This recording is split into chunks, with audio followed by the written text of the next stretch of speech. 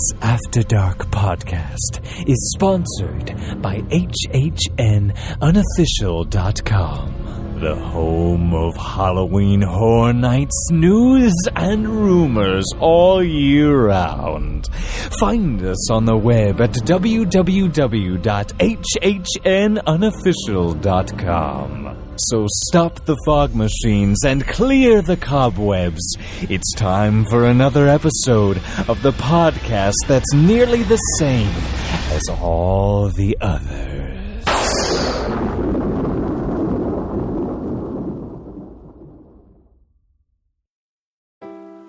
Wendy Presser at Magical Journeys Travel is proud to be a sponsor of the After Dark Podcast Network. Whether you've been to Disney 1 or 100 times, there's still lots of planning involved.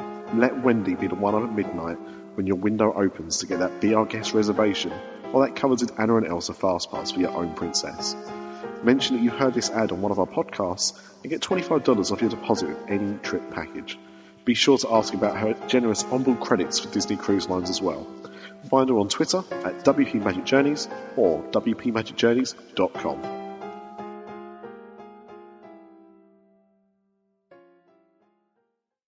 Warning. This show contains childish adult content and is intended for immature, mature audiences. Listener discretion is advised. The views spoken are ours and ours alone, not those of any other bugger. If you're easily offended, we strongly suggest finding another podcast. Everybody neat and pretty, then on with the show.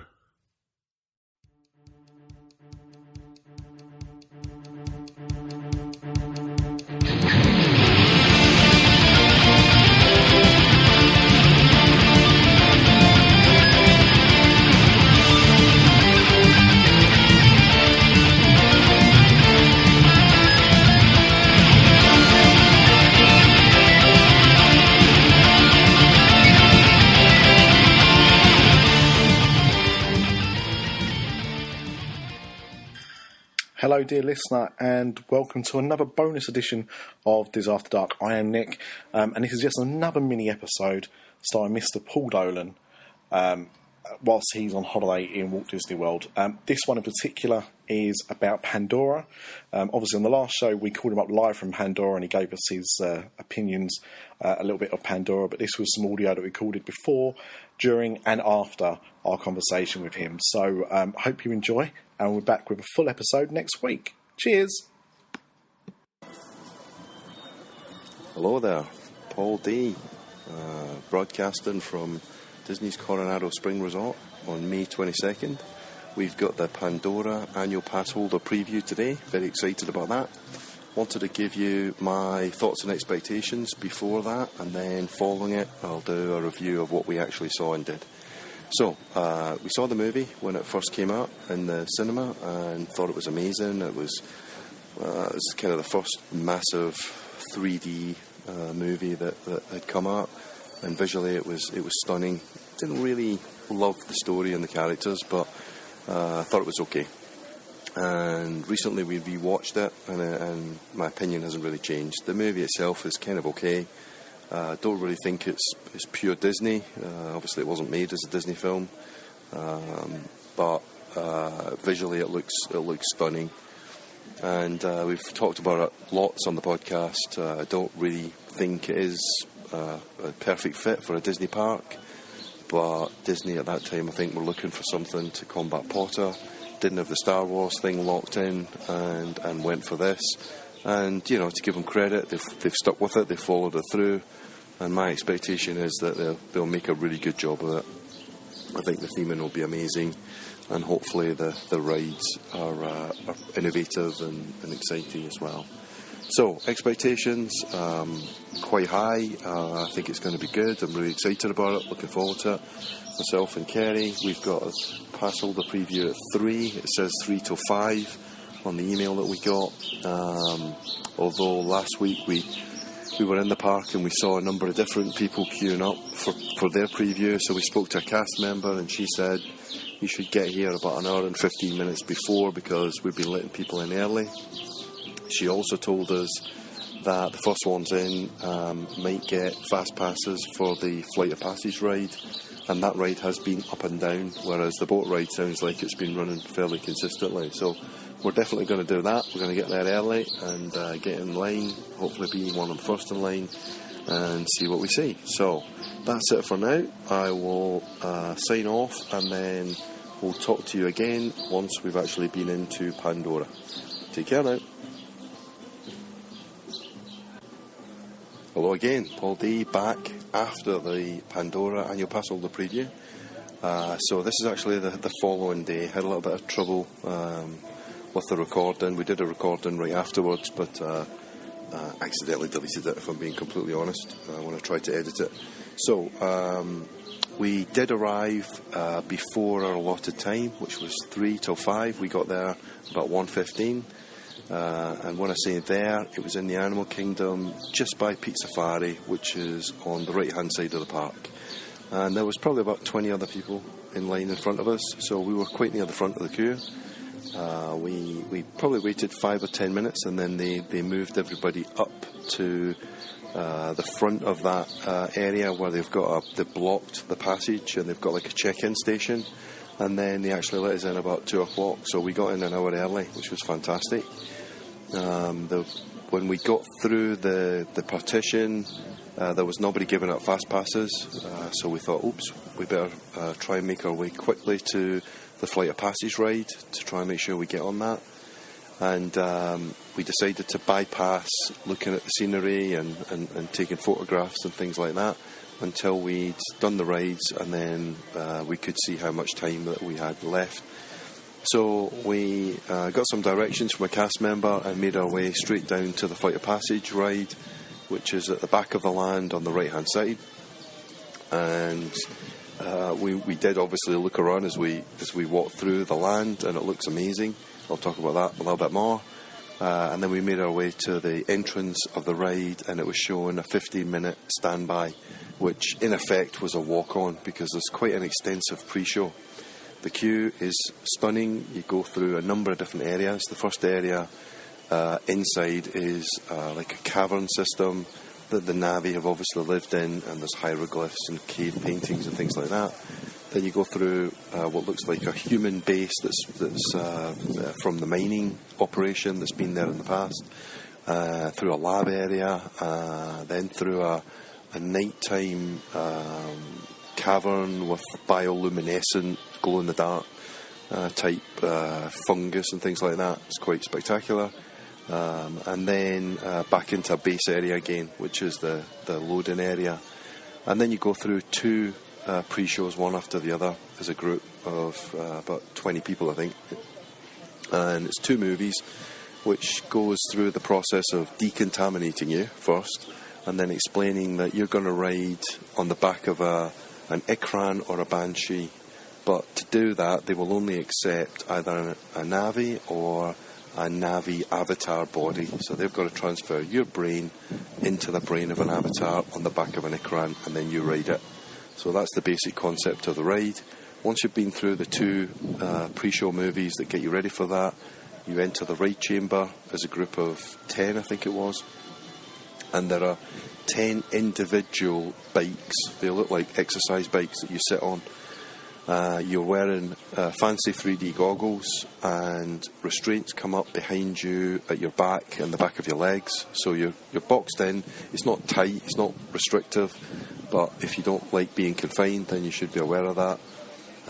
And then quite a clever effect. You're looking at a blank wall effectively, and it disappears, and stars replace it, and then you're on the back of the Banshee. So really quite a clever effect. And then the ride starts, and it's amazing. It's a stunning ride. It's like soaring but on crack cocaine. It's really intense. The graphics are amazing. You fly through Pandora, see many of the things that you see in the movie. Lots of creatures, lots of animals, lots of landscapes. I won't go through it in detail. I don't want to spoil it. I don't think any of this would really spoil the ride. But it is stunning. It is really intense. If you've got motion sickness, you might just want to be aware. I didn't think it was particularly bad, but we did ride it a second time, and the guy beside me suffered badly from motion sickness, and he felt a little bit queasy coming off, but he sounded like an extreme case. So the ride was stunning. We came off it. We went straight back on it again. It was a walk-on. I think they did a really good job of controlling the crowds, because the annual pass holder event, there were people there. It had a bit of atmosphere, but everything was a walk-on. And in fact, the ride queues went down to 5 minutes. So we could have rode Flight of the Navy and the boat ride as many times as we liked. So really good from that point of view. Enjoyed it both times. Then we went to the boat ride, the Navy boat ride, and again it was a walk-on. Really nice ride. It's a boat ride. It's very relaxing. It's very placid. It looks amazing. It's at night, so everything's lit up and different colours. There's some clever effects. They've got an amazing Navy animatronic, and then they've got some screen effects, so you see creatures and Navy and different things. So good, but I don't know, maybe needs just something, even a couple of little drops. I don't mean like Splash Mountain, but like Pirates of the Caribbean, just something to kind of plus it up a little bit, or some kind of emotional connection. I'm not quite sure. So it was good, but not great. But the Flight of Passage ride was awesome. We then took we rode that twice as well, and then we took a walk through the land, and the scenery is stunning. The floating mountains, waterfalls, plants. It looks like everything's going to be lit up at night, so I would imagine it's amazing at night. Then we walked to the restaurant, the S.T.R.I.K.E canteen, I think it's called. And the dining is quick service. It looks quite high end. Food looked really good, a little bit novel in some ways. They've got proper silverware, proper cutlery. So again, a little bit plussed up. There's also a drink stand which sells Pongu Pongu, which is a frozen drink with bobu balls, which is like frozen balls on top. And there's a non-alcoholic and an alcoholic version of that.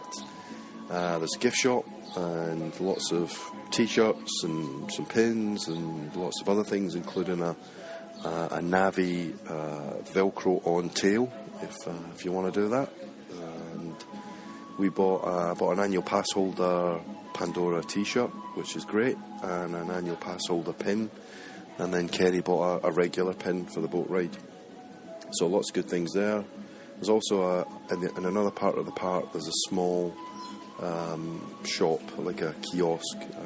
So that really comprises the land. You've got the two rides, the canteen, a drink stand, shop, and then a small kiosk shop. And then lots of scenery, lots of waterfalls, vegetation, a couple of photo opportunities, definitely. And they've done a fantastic job of it. I think, is it a Potter killer, as Craig Lucas would ask? Not sure it's a Potter killer, but it's certainly a really good bridge until we get Star Wars Land, which I think is going to be the real competitor for Potter. Because obviously Harry Potter, with all the books and the films and the characters, he's got a great, strong fan base. Avatar hasn't really got that. It's got one movie so far. But the Imagineers have done an excellent job of it, no doubt about that, and I'm sure it'll be very popular. It isn't a huge land, so I think it's going to be very busy when it first opens this summer, in a couple of days, in fact, on the 27th. So I don't know if they're going to control the number of people in and out of that land. You can't go through to anywhere else. It's essentially a cul-de-sac or a dead end, so you go in there and then you come back out again. I was quite pleased that they didn't kick us out at 5 o'clock, so we were able to wander a little bit longer, and we left when we'd seen everything and done everything. So they did a real good job with the pass holder event. We were very lucky to get that. So yeah, it's going to be very popular. Fast passes are available, so if you're gone this summer, I would definitely advise you book a fast pass for the flight ride as soon as you can. They're going to be very, very popular. I'm sure we'll talk about it more on the podcast, but that's it for now. We'll come back in a couple of days, so I'm looking forward to having a couple of pints in the Mouse's Head and talking to the guys and Amanda. So talk to you soon, and that's it from me. Bye now. We hope you've enjoyed this podcast. If you would like to support Dis After Dark and the other After Dark Network podcasts, please visit our website at www.patreon.com Dis After Dark. That's patreon.com/Dis After Dark. Thank you.